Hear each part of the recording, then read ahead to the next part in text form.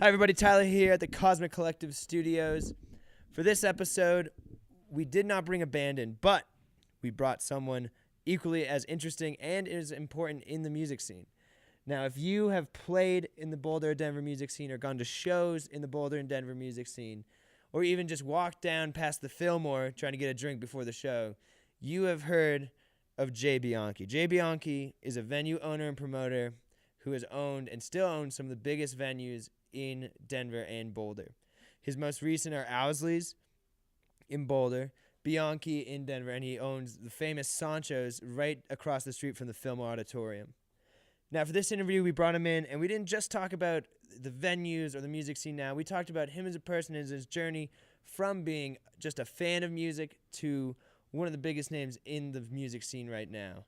And it was an honor to have him in, and we want to thank him again for coming in and hanging out with us. And now, without further ado, here is Jay Bianchi at the Cosmic Collective Studios. Enjoy. Well, thank you, Jay, for coming by. No problem. Obviously, I want to talk about the venues, and congratulations also on Bianchi's success so far. Yeah. But I kind of want to begin with bringing it back to the beginning, if you were. Okay. When you were growing, so, obviously the Dead is a big part of your life, but was music growing up a big part of you, like, before you got into the Dead? Yeah, I mean, that Dead wasn't the first thing at all. When we were kids, I think I was in 7th grade. The Stones were coming by at Folsom Field, and my dad was on vacation in Montana, and we asked our mom if we could go see the Stones, and she's like, I don't know, and she come on, Mom. She called my dad. He's like, they have to go. So was your dad a big music fan? He's a music fan. He used to have a record store a long time ago. Oh, okay. But I never knew, like, I saw the records, but I never was in his record store as far as I know. But he's like, they have to go. So, I mean, but they made us take a bus from Denver up here and all that stuff. And it was like our first experience with, there was some lady on the bus, and she came up to us, and she's like, hey, can I borrow your comb? I haven't brushed my hair in like 4 weeks. And we're like, no, this is weird. But we felt pretty young, but it was a good experience. And like, was that your first concert? Yeah, George Thorogood, Hart, and the Stones, and it's oh like, my God, seeing Mick Jagger like just dominate the stage at Folsom Field. At Folsom Field, yeah, and you're like, what the hell? This is awesome, and like that I think we were ruined after that, Yeah. So we're like, okay, cool. Then we saw like AC/DC. So you grew up kind of all over, like a little bit all over the spectrum. Yeah. So AC/DC, Jay Giles at CU Events Center too. So, so the first 3 shows were all pretty like top-notch bands. But it seemed like back then that there was only big shows. What do you mean?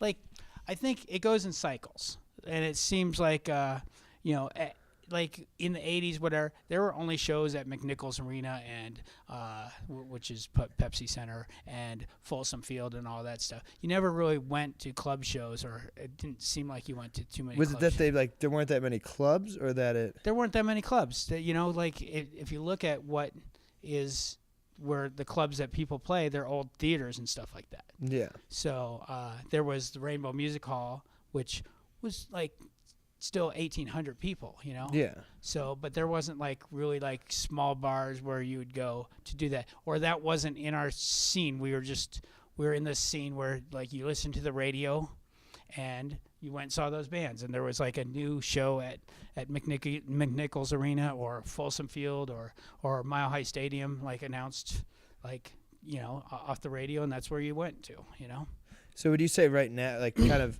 going on? So like right, I think now it's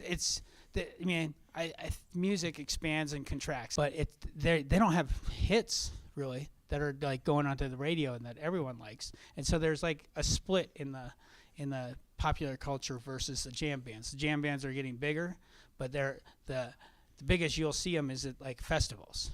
Do you think there's a chance that these jam bands?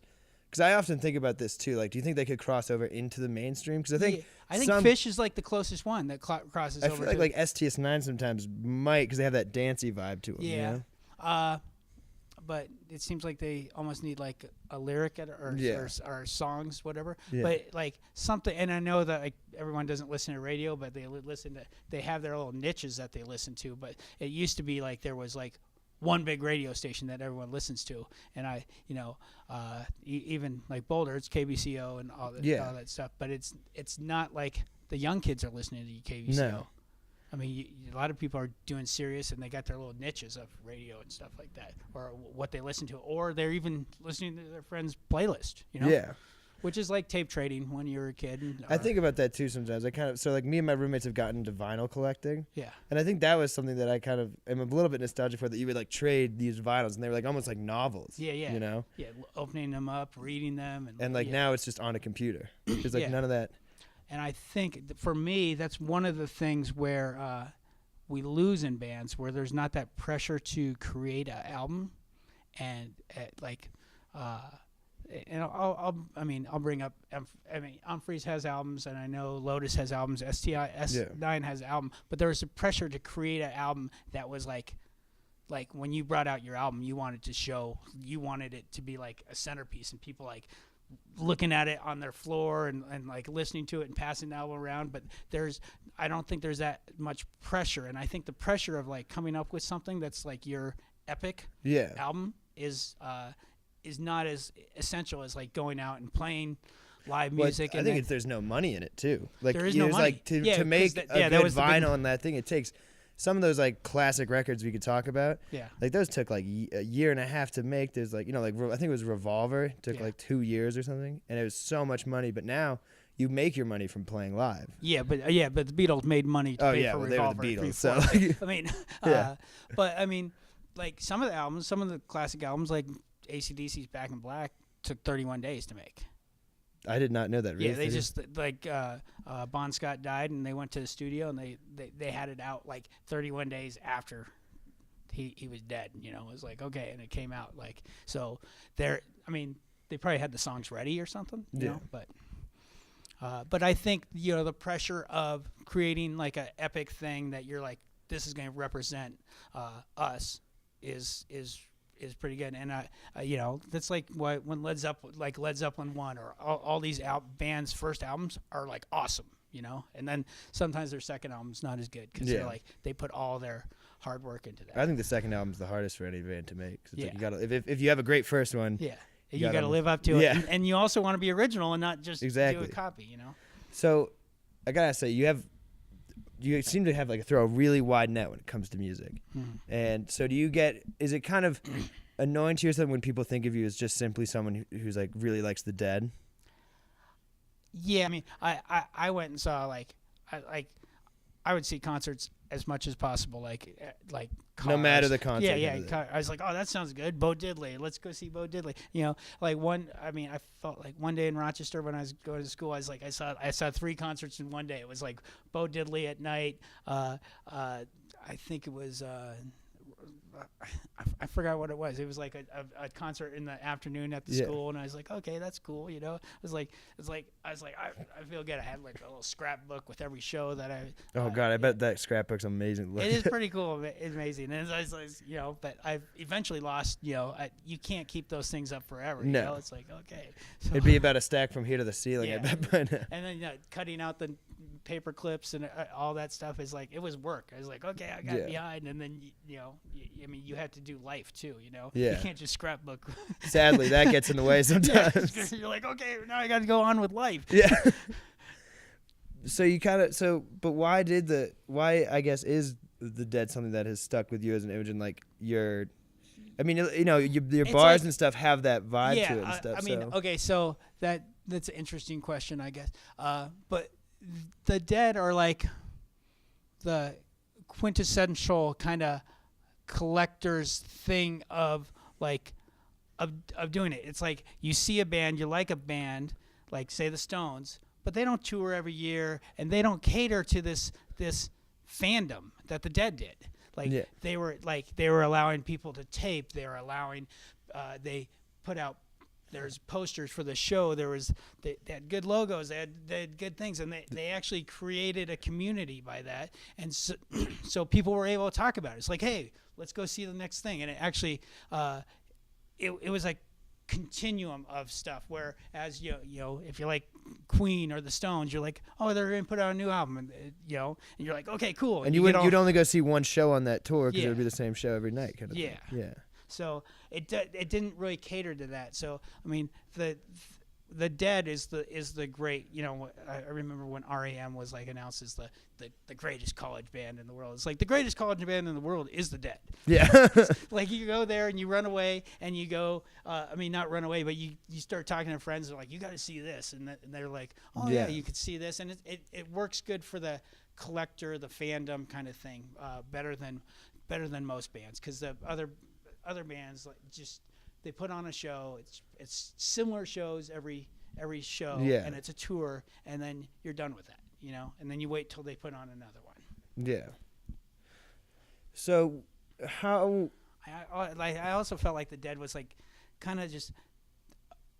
It's almost like baseball with the stats and stuff like that. So it's for the statistician, and it almost sometimes felt like watching a soap opera. You're like, oh, they're breaking this out, they're doing this, and you just keep track with that, and you contact a friend, and there's definitely like a narrative to the whole. I mean, I just watched that. I'm sure you watched it too. That Bob Weir documentary. I haven't seen it yet, but it's. I mean, that was kind of got me into because I've like listened to the Dead some, but I didn't really get into the whole like aura of it, you know. And seeing that, I was like, wow, they definitely are more than just a show on stage. It's like that whole lifestyle, and like not the lifestyle, but you know what I mean, like the fandom. I liked how you put that. So when did you decide to become, was it the music or was it the business of it that made you want to start being a venue owner, if you understand my it was definitely not the business of it. It was like, okay, cool, I'm enjoying like taping and listening to tapes, and then Jerry Garcia died, and I was like, okay, what are we gonna do? And I was like, I got these posters. I was like, I'll just open a place where people can come in and hang out. Were you already thinking about doing something like that? It really wasn't, because I mean, what were you doing before you had the? I was not bar backing. I was bussing tables, you know. And I was going to school at CU for literature. So. Yeah. So I was going to become a teacher, you know. So I mean, I was bussing tables to keep myself afloat, and so going to graduate school for literature and do teaching. Is that where all the Don Quixote stuff comes from? Yeah. Well, my dad was a huge fan of that, and he called his truck Rosinante and all that stuff, and it kind of works with the whole Don Quixote. He goes on his journeys, and that kind of is just for the adventure of it, and which kind of fits in with the whole Grateful Dead thing. So I felt like those were two parallel adventures, you know, the Don Quixote thing kind of summed up the Grateful Dead thing. So you opened. What was the first bar you? It was Quixotes. It was Quixotes. Quixotes True Blue. So was that? So you kind of opened it to keep the culture and keep the community alive and give it a place. Yeah. I think when Jerry died, it was like there was something that needed to be done to like, and people would go to like a bar or whatever, and they'd listen to tapes or something like that, or they wanted to be together, but there wasn't a place that was continually doing that. Yeah. So was it originally a music venue too? Yeah. So it was originally, no, the place that I got wasn't a music venue. It kind of just it had like, I mean, they had music in it, but it was kind of like just a bar honky tonk. Yeah. And they had like a triangular stage, which, you know. Every band loves. Well, yeah. Actually, I don't think they're that bad. I actually think they fit well for the drum, you know, like. Sound-wise, yeah, kind of. Drum, and the drummer's usually center, and it goes this way. So it wasn't that bad. We made it a little bigger and just spruced it up a little bit, but we were going with like basically no knowledge at all of anything. Yeah, because I remember I was reading to get ready for this. I was reading your Grateful Web interview, and you were saying originally you wanted it to be a coffee shop, right? I mean, I'm not really a drinker, so like I was like, okay, coffee shop, whatever. But I also realized that drinking and listening to music and stuff kind of like that goes hand in hand more like that. I mean, I was thinking coffee shop because people are just going to listen to tapes and stuff like that. But there's a air of superiority in coffee shops too. Like we're hip Yeah. cool, and we don't want to do that. And then there's people reading and stuff like that. So I mean, the music thing needs more of the loud, boisterous kind of craziness that beer and alcohol are actually good for helping to create. Yeah, especially people just chugging coffee at a concert. Yeah, That's not it's something. like, okay, I got so much coffee. It's like, what? So how long? So because I've been to the old or the most recent Coyotes. Yeah. When did that become that music venue? Was Sancho's in between there? Okay, so Coyotes went from like 96, the first one, on Colfax, went from 96 to 2000. Mm-hmm. And then Sancho's opened in 2000. And then I gotta say, I love Sancho's. Sancho's Right next to the Fillmore. Sancho's is awesome, yeah. Its location is like ridiculous. Right next to the Fillmore? Yeah, it's like the best place for before and after anything. Yeah. So it's like, okay, let's go here. It's a good before and after, It's yeah. Like, so it definitely has that I vibe. put so many quarters into that quarter game you guys have, the those, one that pushes it out. Those are crazy. I try and stay away from them, but I'll go play too. I know. I'm always like, just one more, and then it's like 10 minutes later. I'm like, all right, that's all my laundry money. Yeah. So it's definitely Sancho's has the Cheers kind of atmosphere. Yeah. You go in there, and the circular bar works really well. I mean, I think. Now Bianchi has circular bar too, and I just realized how great those bars are for creating community too, and like people looking over and seeing that. And I want to talk about Bianchi in just a second, but I just want to kind of get this in my head. So there was Coyotes until 2001. Yeah, 2000. Well, to 2000, and then Sancho's, but then Coyotes moved to where the High Dive is. Yeah. Which was like each Coyotes has lasted like 4 years. Yeah. So then I sold that place, and before that we opened Cervantes. Me and Scott. Scott's your brother? Scott Morrill. No, he's not my brother. No. Oh, sorry, I thought he was. He was an investor, and he's running Cervantes pretty well right now. So why'd you get out of Cervantes? I did a big Dancing in the Streets festival, and I lost some money, and I felt like it was. We had to recoup it, and I had to sacrifice myself to make it recoup. Oh, I see what you're saying. Yeah. I had to help get the money back because I risked the money. So it was definitely my fault. But also, I guess I'm like one of those guys that wants things to happen fast. Yeah. And sometimes, like I guess in war or something like that, if you're the first guy out on a thing, sometimes you get sacrificed. Yeah, exactly. Someone's got to go test the minefield. So yeah, I get tested on the minefield, I guess. So that was my mistake, I guess, getting tested on the minefield. But I felt like at the point we were at Cervantes, we had to push it up and step it up a notch.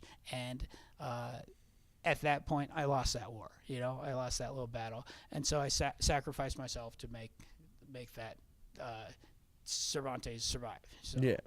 I mean, and I can regret that decision or whatever, but I think in the end it's helpful to me because a lot of the music that you have to do for one of those big places is stuff that I don't really like to do. Like the hip hop or the pure electronica and stuff. Yeah, because I remember I actually ran into you at a Cervantes show, at a hip hop show. Oh yeah. With your son, I think. Oh yeah. And I was just like, that can't be Jay here, right? Well, he wanted to go, and he's like, oh yeah, that was like a couple of weeks ago. Yeah. Yeah, he wanted to go, and we're walking by. He's like, can we go? I was like, I think we could probably go if you want. Yeah. And so I gave Scott a call. So I mean, I actually have some respect in the industry, and he's like, okay. So, oh, is this your son? Yeah, he was like, you can just do that. I was like, well, I can probably just do that. Not everyone can do that. But it's definitely worth it. Yeah. So then you had Coyotes at its most recent location. So yeah, then Coyotes was the other side, the next one. Oh, I didn't know. So the other side was originally Coyotes. Yeah. Was it connected still at that point? Yeah, it was connected. Yeah. And then it moved to at the same time I opened to Owsley's in Denver, and that became when I sold Cervantes that became Coyotes. I changed the Owsley's to Coyotes, and at the same time we had Sancho's and where the one up is. Yeah. That was Dulcinea's. Oh wow! So you had what's the most? How many venues did you have? 6 at once. Yeah. Oh geez. So I had part of the Oriental for a time. Yeah. And yeah, so I had Quixotes, Sanchos, Dulcineas, Owsley's, Cervantes. So I'm getting the vibe, not only are you someone who likes to do things, like get things done fast, you always like to try something, like get the next thing. Yeah, I like to try. It's like, I mean, I guess if I feel like if I stay static, that it's like death. Yeah. You know. So, I just feel like I have to keep on doing stuff. But I'm also trying to keep up and make sure we're competing against other places too. So it seems like you always have to up the ante anyways, because everyone else is upping the ante. Yeah. So is that what made you kind of want to move with Owsley's down to Boulder? Yeah, I thought it was a good decision and right for the time, and sometimes it might be a good decision, sometimes it might not be. I mean, it seems what like. What do you mean? What do you mean? Is like some nights are better than others? I mean, after the Dead at Folsom Field was awesome, or before, and all that stuff. And there's some really good nights, and summer works better for the patio out on. Especially when Flash Mountain plays. Yeah. But sometimes it seems like the kids are. Nowadays, I mean, kids nowadays. No, yeah. But, it seems like there's a little more clickiness, and I don't know if that's with the kids going out to places, or do you mean like clickiness where they go to some places and not some places? That, or they just go and hit one place and stay there for like they do the bar crawls basically. Yeah, every night. Yeah. I also think there's something more with that their little community of the Facebook community, which it keeps people keeps them connected to their old crowd, where they're like staying and they're talking to that people, but they're not necessarily evolving. Like, I guess when I went to college, you'd call your friends from back home a couple times, and then all of a sudden you're like, I'm hanging with these people, and I can't do that. And then you get separated from that, and I think that causes like evolution in your mind. And you're like, okay, we're doing this, and you get away from that, and you get away from your high school kind of mentality. And it seems like some people are, because of Facebook and the connections that there is, they keep that mentality a little more. Yeah. And I don't know if that's totally wrong or right. That's my theory right now. Well, when you wanted to socialize and see what was going on, you kind of went out and saw it. Now you don't have to like have your watering hole or have your meeting place. There's not that. Yeah. There's a cyber watering hole. Yeah. Where you can sit and drink, and you can go do it and hit people up and go, hey, what are you doing? And like sometimes you're what are you doing all day, and you don't do anything because you'll be on there like 4 hours and talking to your friends about what they're doing or whatever, and you never get to going out. Yeah. Well, so the other question I want to ask, and this might sound kind of mean, but like, do you think having them in a college town, the moniker of a dead bar, quote unquote, do you think? Well, the people say, I mean, I think the Boulder like quote unquote hippie scene is like the most yuppie thing in the world. So do you think like that vibe maybe wasn't isn't here or is here? Like, what do you think about that? It's here and it's hidden. I think there's like there's like a development, and I think that's where the Facebook thing comes out. So like people will like the Dead, but they don't actually they're not experiencing the culture. So they can. I mean, actually, I walk from Owsley's, up the hill to the bank, and I'm like, okay, I'm the Deadhead. But then I like walk by the sink, and I hear them playing the Dead. Yeah. Then I go by the corner bar, and they're playing the Dead too. Yeah. I was like, okay. I mean, it's everywhere, but they're it's not the culture of it, though. They're absorbing it in a different way. So they're absorbing it as like, okay, this is like a classic rock tune, Yeah. So I don't know. I mean, I think there's a different way to absorb it, and I think some people choose to absorb it this way, and some people to like to be immersed in it, and like it does create a different crowd. Yeah. So, and then now presently it's Owsley's and now Bianchi. Yeah. And Sancho's. Yeah. Okay. Well, Sancho's is going to stay. Sancho's is there. That's the standard. Yeah. So what about? I read the post you put on when you were talking about Quixotes and Bianchi. Mm-hmm. How it was the Winnie the Pooh story, I guess. Yeah. So, is that actually the true story in your mind? Like what happened? That was the true story at the time, but as things develop, when I wrote that story, that was the total true story. Yeah. Because that's what I felt. And I've been feeling like that about Coyotes for a while, that I eventually had to move on and get out of that. And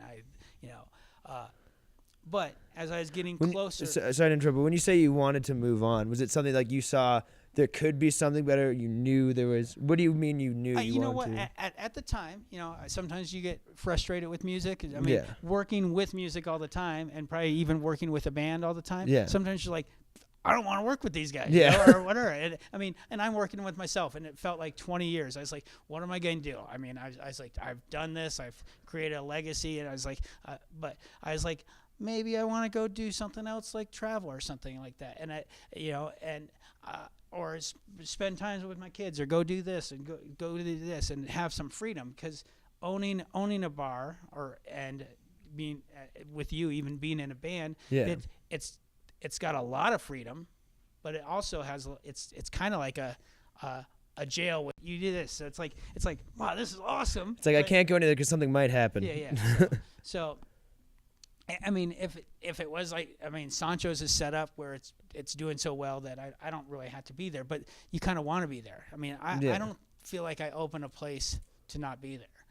Yeah. So I mean, I remember people were asking me about, like, hey, you should open a pot shop and stuff like that. And I was like, but it's not really me. I don't want to smell pot and like go through I'm not a gardener, all that stuff. And I don't need to talk about that all the time. I like music, So it seems like that would be a likely thing to do, but it wouldn't be like my love. So I love the music is the one thing. So as I was going through that, I mean, I was actually had it all sold in June. Actually, no, I had it like I was scheduled to be sold in September, right after the Fish shows. Mm-hmm. And then, like, I called the girl. I was like, "No, I'm not selling." She's like, "What?"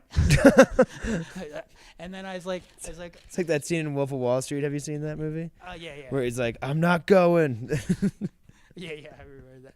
Yeah. So, like, I was like, I'm not selling. She's like, and Nicole's like, what? And I was like, well, I just don't feel like it's right. And I get some other shows I want to do before I get out of here. And it doesn't feel like the proper ending for the place. And she's like, okay. And then so, like, I just didn't talk to her for a week. And then she approached me again. She's like, okay. And I was like, okay, let me get through Halloween. I want to do my Halloween show, and I want to end there. And then at the same time, I mean, I was done with it, but then I was riding home to my kids, and I like rode by the Wrangler or whatever, and saw it was for rent, and I was like, oh, maybe, And then I was like thinking, what am I going to do with all these posters, all this because for anyone who hasn't gone to a Jay venue, there is probably more posters and stuff than there are panels on the wood floor. Yeah.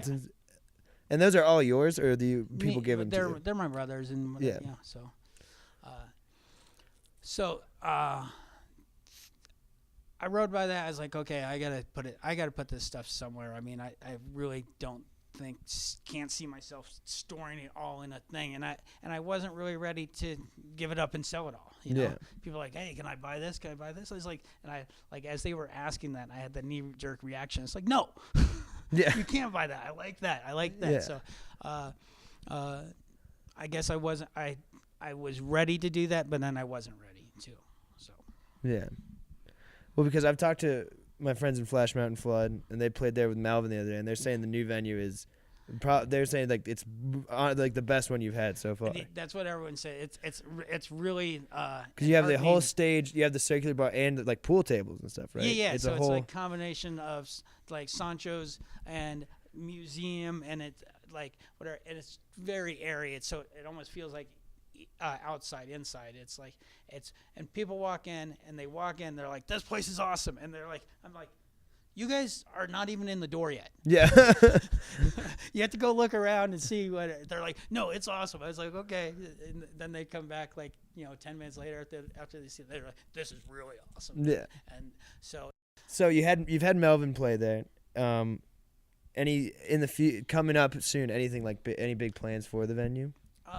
You mean Like band-wise, I'd say. Band-wise, I mean, we have Pink Talking Fish. Melvin's coming back. We're doing a show. It's a Live Dead it's called Live Dead. It's with Mark Karen, Jay Lane, and TC from the Dead, and they're recreating that album, and some members of Jefferson Starship too. So, Yeah. And the bass player from Rat Dog. So it's like the whole. It's basically Rat Dog without Bob Weir. Yeah. With some additions. So that seems like that'll be fun, and it's not like as big an act sometimes, but it's the fun factor is there. Like we have the Steal Your Peach for they're doing Allman Brothers, Grateful Dead, and that's for you have Thursday Night Fish, right, or something? Yeah, Thursday Night Fish, which is working out really good. Yeah. It's pretty awesome. So, and that's kind of the way I started, and like I kind of like that where it's the building of bands rather than getting the bands when they're already got kind of jaded. Yeah. And sounds like you had an experience or two. Yeah, and maybe I get jaded too. So I mean, I think I'm better at creating stuff rather than and then after a while I get bored with it and then I just let it kind of go. Yeah. So I like to be at the beginning process, and the bands are happier, and everyone's happier, and I'm happier, and it works out better.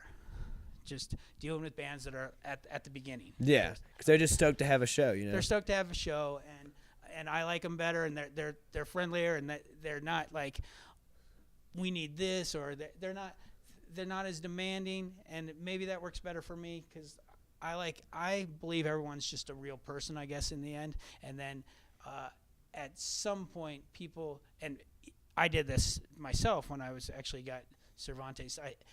And I think it's hard not to, but they get this superiority complex as they get more successful, and they're not as nice. And I feel like when I got Cervantes and I lost myself, who I was, and I was like, okay, cool, I'm not as nice a person. And I think that can happen. And there's very few bands, it seems, and people that can resist that. I mean, but there are some bands. Well, it's natural. I mean, if you're told, it's something, I can't remember who told me this once, but it's like if you think, look at these people who are like, you think, oh, that's an arrogant musician. That is, it's like when you have like 10 to 15 years of being in a band and everyone says you're amazing and stuff, it's like you start to believe it. Like, like, you know? And I think, like, you need to get, I mean, it's good for people to get chopped down a little bit. Oh, yeah, 100%. Yeah. And I think that creates a reality thing, you know. But, I mean, when you get to those points, I mean, you can be creative too. And, I mean, there's a lot of things that can happen because people build you up too. Yeah. And you're like, okay, I can do this, you know. But staying real is important. Well, I could sit here all day and pick your brain about jam bands, music, venues, everything like that, but we got to cut it a little right now. Okay. Jay, I want to say thank you so much for coming by. I love coming to Owsley's. I'll probably see you there later. Okay. So Cool. I'll talk to you soon, but thank you very much. Awesome. Thanks.